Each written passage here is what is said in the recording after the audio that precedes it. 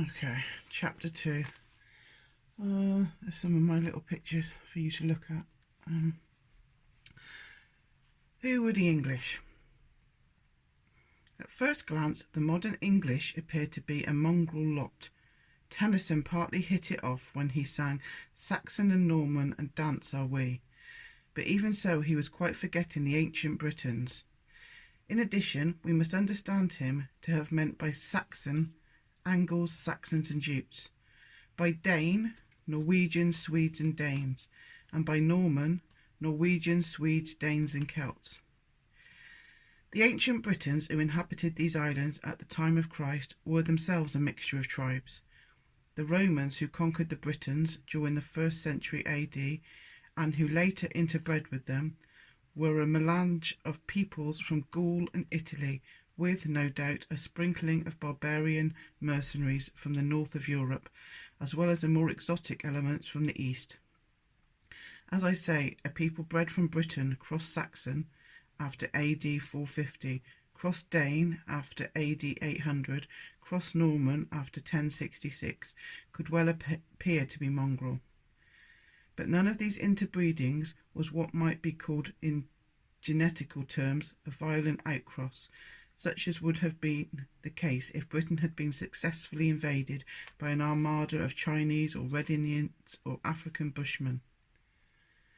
Apart from an alteration in physical appearance that would have befallen the new island race, under such circumstances, one has only to suppose a pagoda in Canterbury, a totem pole in Trafalgar Square, and rock paintings on Cheddar Gorge to begin to imagine the cultural changes which could have ensued. Even the ancient Britons were comparatively near relations of the Angles, Saxons and Jutes, with the Danes and Normans, while the Danes and Normans were first cousins, and so the mongrellism of the English turns out to be more apparent than real. The story of who the modern English originally were can be conveniently divided into 3 parts. The first dealing with the primitive stocks who were their ancestors of some 6,000 years ago. The second dealing with the group of peoples whom we find in north-west Europe at the birth of Christ. And third, the allied tribes who after AD 450 crossed from Europe to England to form the English nation. Right. There's a little picture, which you can't see. Rowing boat of about AD 500 cut into a rock from Hagby, Uppland, Sweden. This vessel is similar to the Needham ship and to the one buried at Sutton Hoo, Suffolk. There can be no doubt that the Angles, Saxons and Jutes rode from Europe to Britain in such a craft.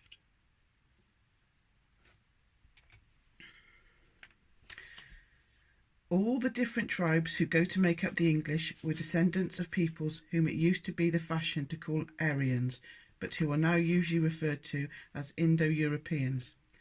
One ought to recognise at the start that the term Indo-European is not a racial but a linguistic one.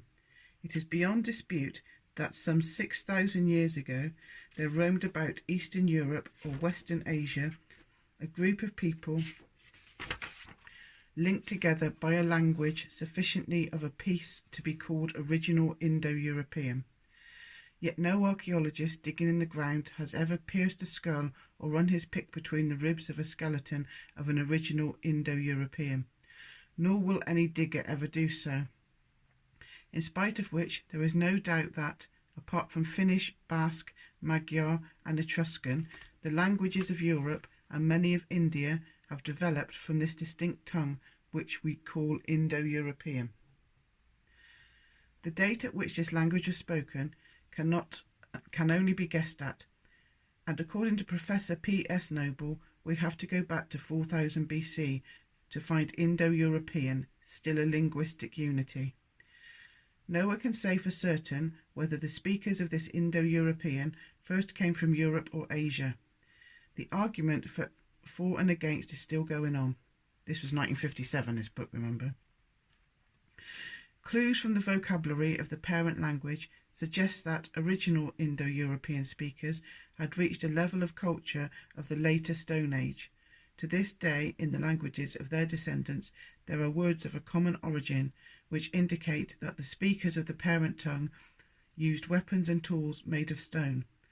For instance, the Lithuanian akmuo, meaning stone, and the Greek akmon, meaning anvil, come from the same original, as do Old Norse hammer for hammer and modern English hammer, while Anglo-Saxon seax, dagger, came from the same Indo-European word as Latin saxa, meaning rock. It is rewarding to speculate from what we know of Indo-European vocabulary as to the kind of life its speakers led. We can say they were hunters and grazers, wandering after wild beasts and fresh pasture, but they also knew how to sit down in one place, for a season at least, to enable them to plough, cultivate, sow and harvest a crop. They were able to grind grain and bake it into bread.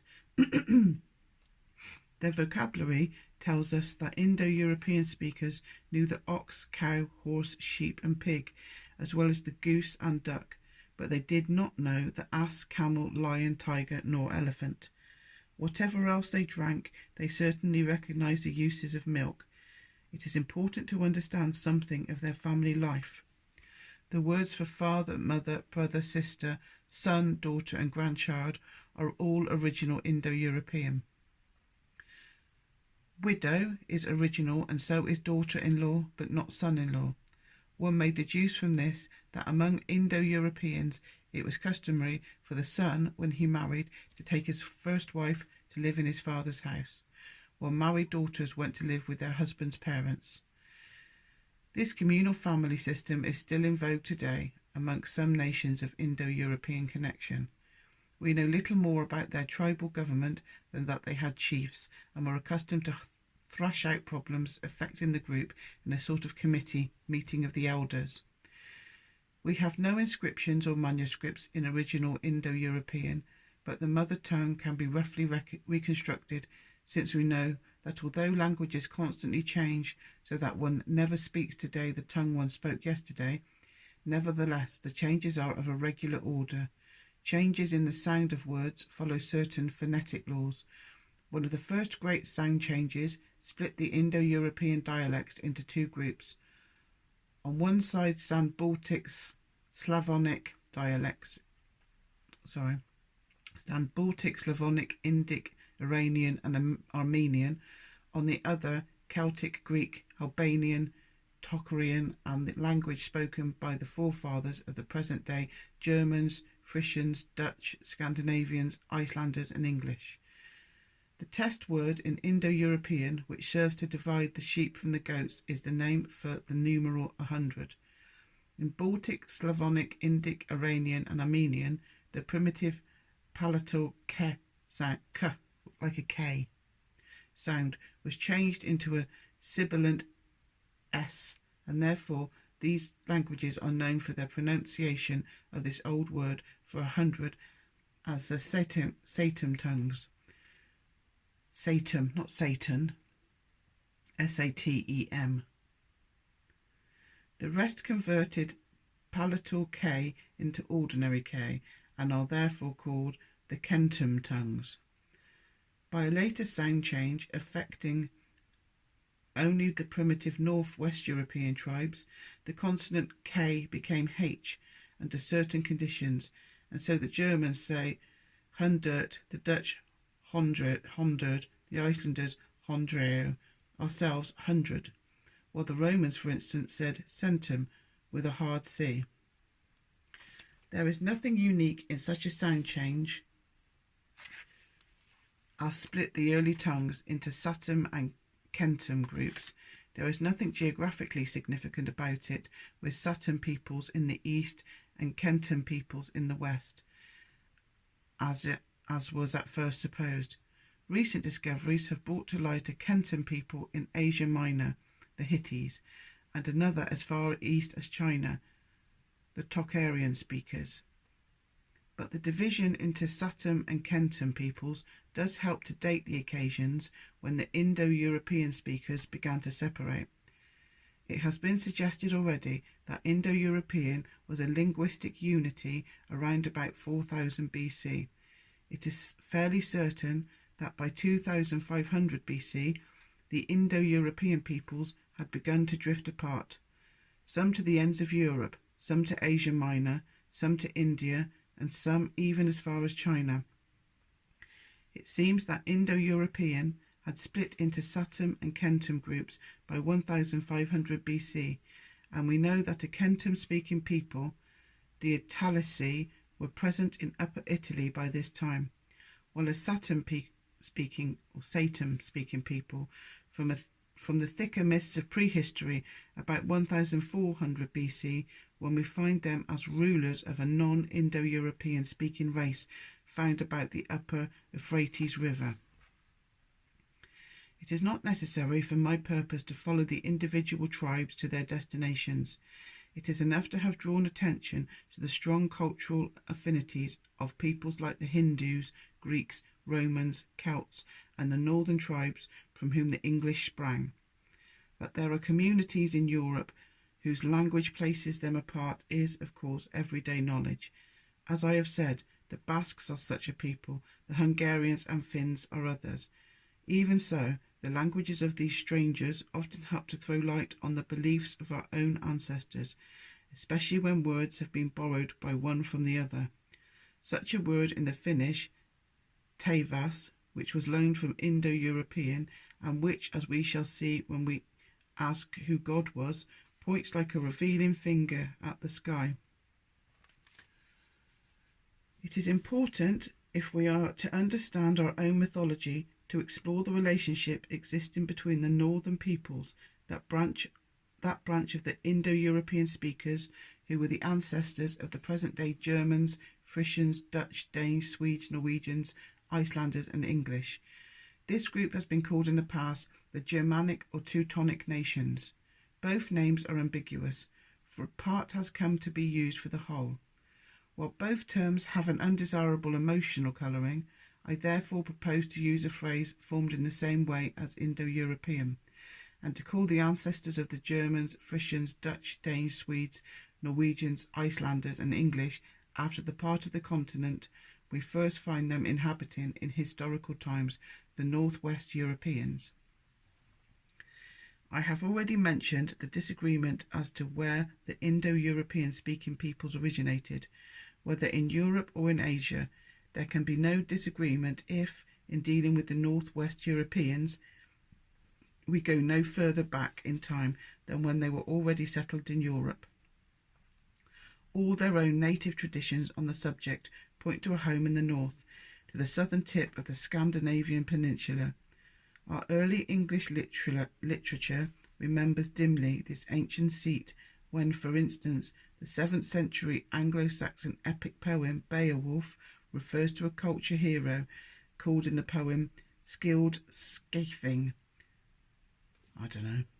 Although Beowulf implies that the hero's main name was Skilled or Shield, after whom the ancient Danes were called Skildlings, it is certain that his real appellation was Scaife or Sheaf. The Anglo-Saxon Chronicle says Scaife was born in Noah's Ark, Servas Goben on the air, that's some foreign, a bit foreign there. An obvious Christianizing of a pagan legend, one of the first, but by no means the last we are likely to come across. The original pagan tale says Scaife floated as a child from the sea in an open boat which stranded on the shores of Scania. According to the Old English chronicler Ethelwerd, who died about the year 1000, Scaife in an open boat was driven ashore on an island of ocean called Scani. Weapons were piled up around him. He was only a baby and quite unknown to the inhabitants of those parts. Nevertheless, they took him in and brought him up carefully as one of the family, afterwards electing him their king. Another version of William of Malmesbury, who died about 1142, runs as follows. Scaife as a boy was wafted in a boat without oars to a certain island of Germany, Skansa, the same of which Jordanes speak. He was sleeping, his head pillowed on a sheaf of corn. That is why he was called Skeef, and looked on as a living miracle by the folk of thereabouts, and carefully brought up. When he became a man, he ruled in the town called Slasvik, now Hatherby. A man, he ruled in the town called Slausik. I've just read that. That district is called Old Anglia, being situated between the Saxons and the Goths. From this area the Angles came to Britain. The historian of the Goths, called Jordanes, to whom Malmesbury refers, was writing in the 6th century. He was confirmed in his belief that tribe after tribe flitted out of Scandinavia. Jordanes coined 2 phrases for Scandinavia to express his view, namely officina gentium, a factory of peoples, and vagina natanda something or another, a womb of nations. Forms of the name Skansa used by Jordanes crop up in new settlements made by the migrating northwest European tribes, who nostalgically incorporated the name abroad just as their descendants did hundreds of years later when they colonized a new world and called their settlements New Amsterdam, New Jersey, New Orleans or New York. For example, after leaving southern Sweden, the Goths founded Gothiskansa. The Langbards referred to their new home as Skatenaga, while the wandering Burgundians changed their name to Skandui or Skandoi. Traditions of the original northern home of the West European peoples, which at present answers to Scania, but which it seems at first included the Danish islands and possibly Denmark itself, are supported by place and river names. The archaic Scandinavian tribal names belong to the Bronze Age and have clearly come into being on the spot, as Furder from Fields, Skane from Skane, the fair districts, Further from Further, the ebb shore. Right, there's a picture here. Listen, I can't do some of these words, but, you know, we'll be all right. So, beginning of the Beowulf, British Museum. Lo, haven't we all heard of the might of the Danish spear kings, how in the days of yore those princes wrought heroic deeds? Time and time again, skilled Skeffing captured the towns of mead-merry warriors. Scores of tribes he brought terror to the Jarls. Discovered at first in want and hunger, his comfort ever afterwards increased, and he grew up under the open skies to such worship and worth that all neighbouring peoples over the Wales way acknowledged his rule and rendered him tribute. That was a good king.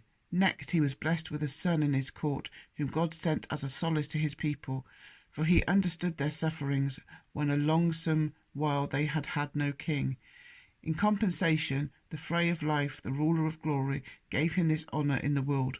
Beowulf's skilled son was renowned not only in Scania, but his fame spread afar. So may a young man bring about good with splendid gifts in his father's ... We're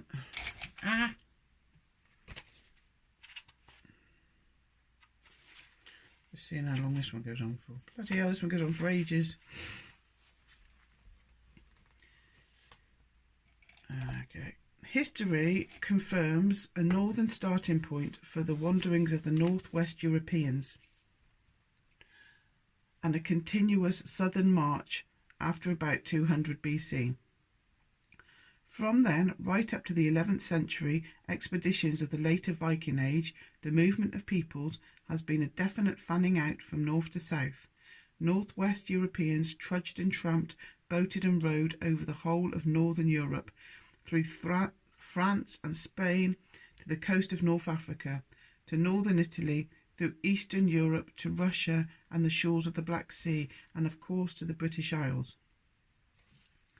It has long been recognised as a fallacy that God made the country and man made the town. As far as the English landscape is concerned, one might claim with justice that it is almost entirely man-made, and the two tools which have wrought most change are the axe and the plough. Our English ancestors were both active woodcutters and persistent ploughmen.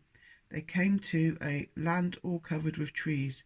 The Forest of the Weald, for instance, was 120 miles long and 30 miles broad, and they at once began to chop and clear.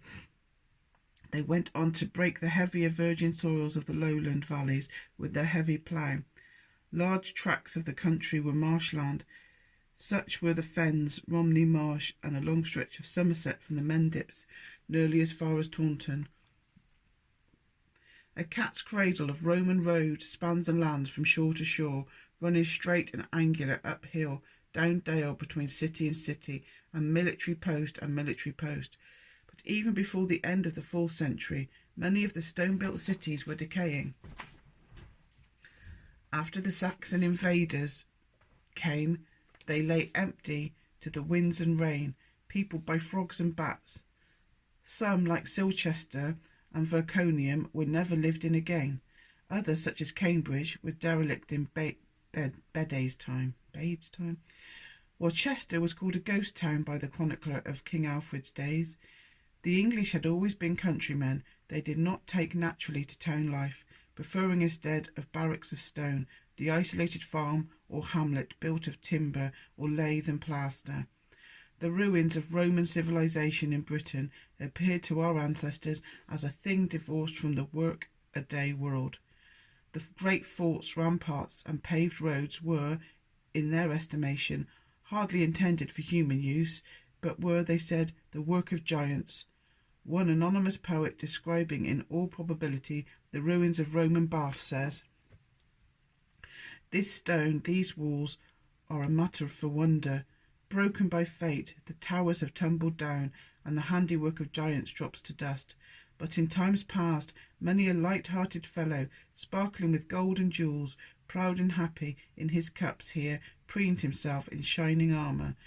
There was treasure for him to see, silver, precious stones, riches, possessions, costly gems, and this bright citadel of a broad kingdom." The Saxons had been nibbling at Britain for 200 or 300 years before the generally accepted date of their removing here. Just getting a drink.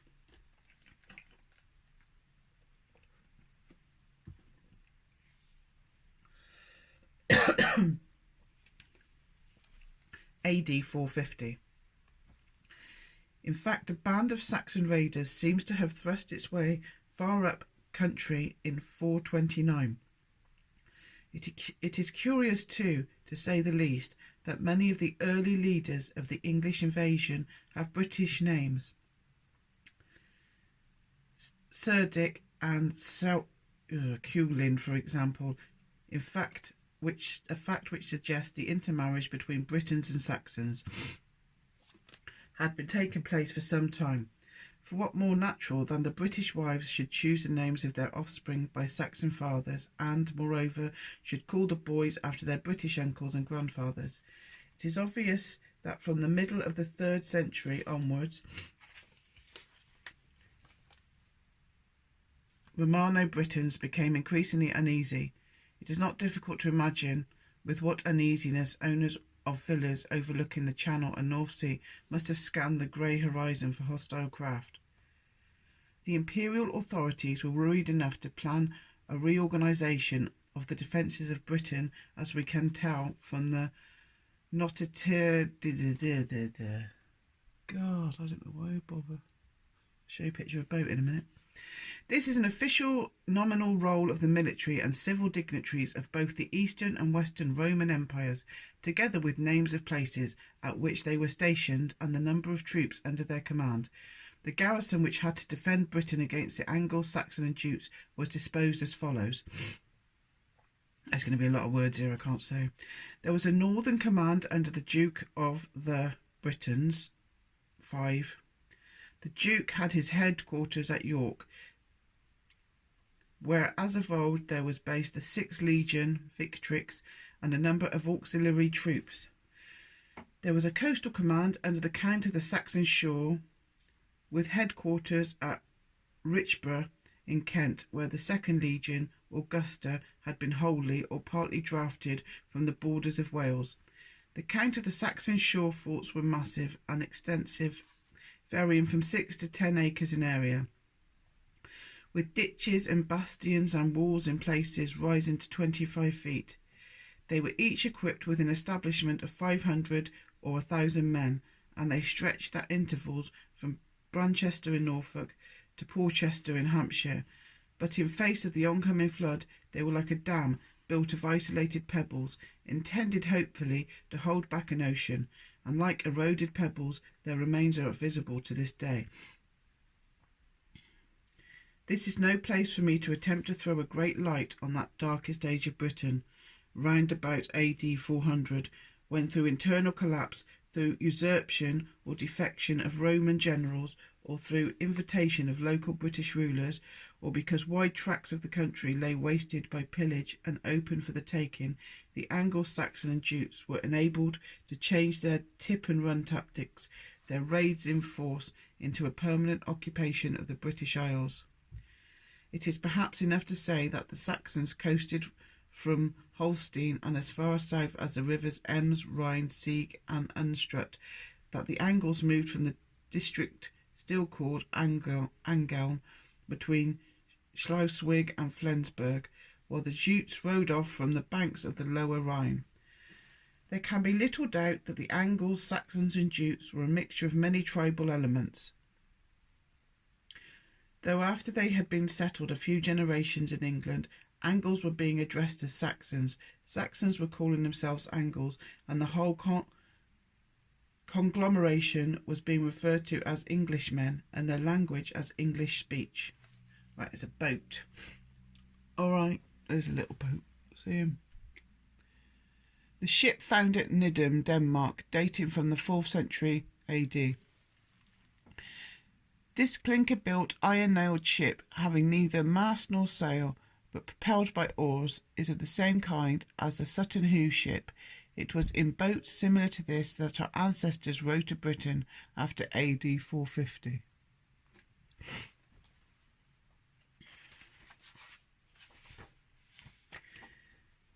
The opinion of modern historians appears to be that the Anglo-Saxon occupation of Britain was certainly not achieved by a series of set campaigns, with lines of communication, bridgeheads, consolidations and advances, but was on the whole a sort of muscling in. The towns of Roman Britain were decaying anyway. The villas had done the same because they had lost their slaves, but some villages may have been another matter. According to T.C. Lethbridge in Merlin's Island, villages seem to have lived on with a hybrid population. The fact is that, although we call these people Anglo-Saxons, we can be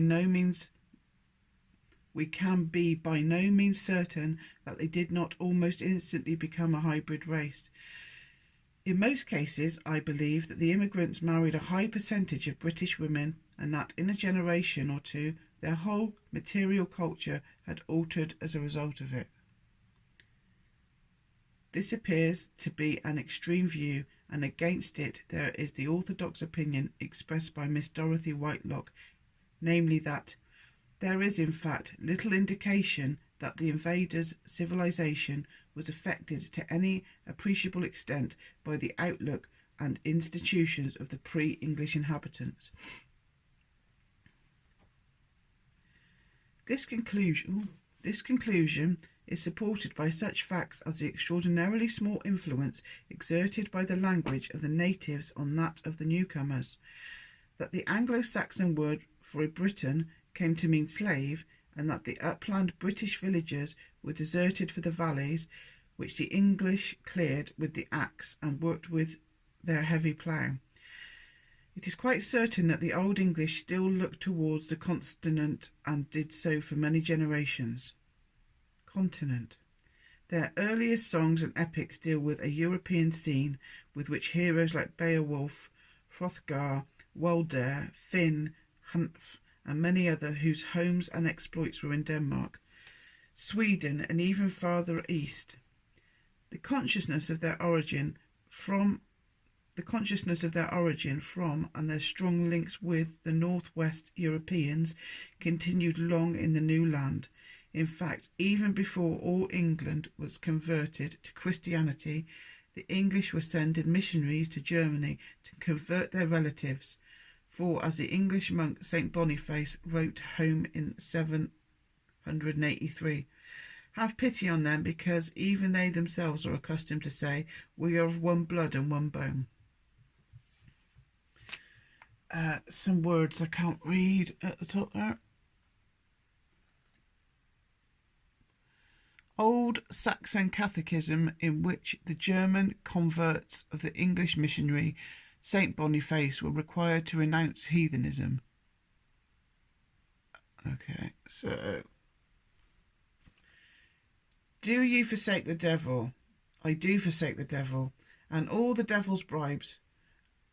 And I forsake all the devil's bribes, and all the devil's works, and I forsake all the devil's works and words, Thunel and Woden and Saxnote, and all the unclean spirits who are their friends.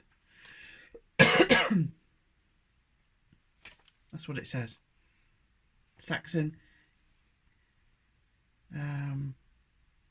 Catechism.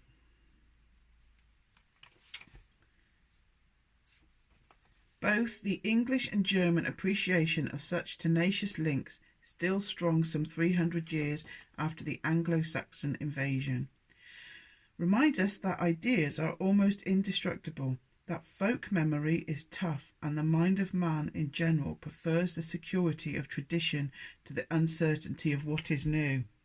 I'm going to read that again for people in the know, and I think take heart at this, I think. Both the English and German appreciation of such tenacious links, still strong some 300 years after the Anglo-Saxon invasion, reminds us that ideas are almost indestructible, that folk memory is tough, and the mind of man, in general, prefers the security of tradition to the uncertainty of what is new. I like that. When men move, it is usually because they are being pushed. This is an important book, this. Whatever it was that pushed our forefathers from the continent, this is hardly the place to inquire. They reached Britain in open boats, loaded to the gunwales, and their household belongings, their pots and poles, and little wooden buckets bound with bronze. Pigs and sheep no doubt lay hog-tied under the thwarts to prevent their leaping into the waves. Poultry, heaps of protesting feathers, were in similar case. Here and there a horse would stick its surprised head and swivelling ears over the side. The shouts of the rowers would mingle with the lowing of cattle, for the Anglo-Saxons and Jutes were farmers in a small way of business, and their livestock had to be lugged along as surely as their ploughs and harrows. They tended to congregate in hamlets made up of clusters of tiny huts, with floors sunk a couple of feet below ground level. They appear, these first settlers, to have lived in squalor. Excavations by Letheridge at Waterbeach and West Row have uncovered a litter of bones on the hut floors, together with potsherds,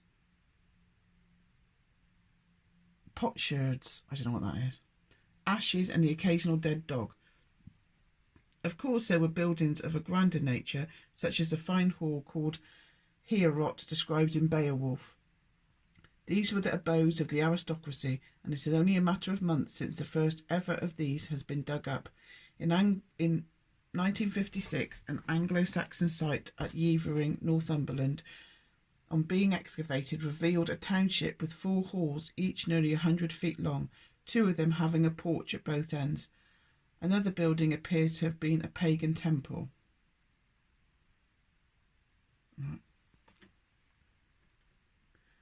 Old English long brooch from Malton, Cambridgeshire. T-shaped girdle hangers from Malton.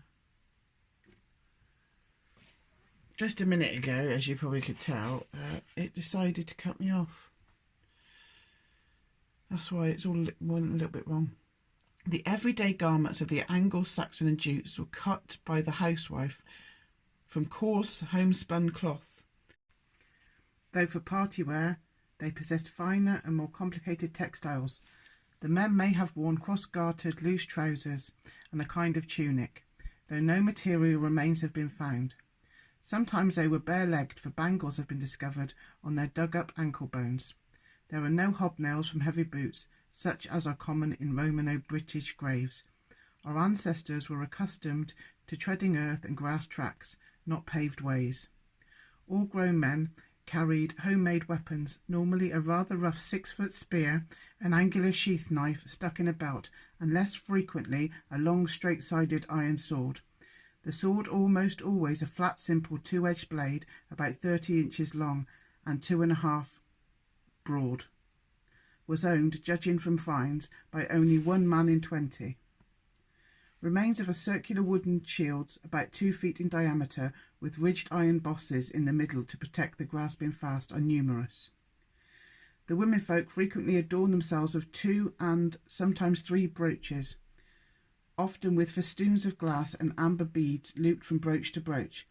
Their waists were spanned by a girdle from which they might hang characteristic T-shaped iron or bronze trinkets, ivory rings, striker lights and knives. And together with their worldly goods, the Anglo-Saxons and Jutes brought along the furnishings of their minds. As to the mythological furniture, before most of it was reupholstered or thrown out by zealous missionaries and their even more ardent converts, I now hope to inquire. You don't know the hassle that just went into that. My phone kept saying, there's not enough storage, there's not enough storage, so I've had to, every 5 minutes I've had to delete 500 things. Anyway, the next one is Old English Heathenism. So we're starting to get into the gods and the mysticism now. That's good, this book.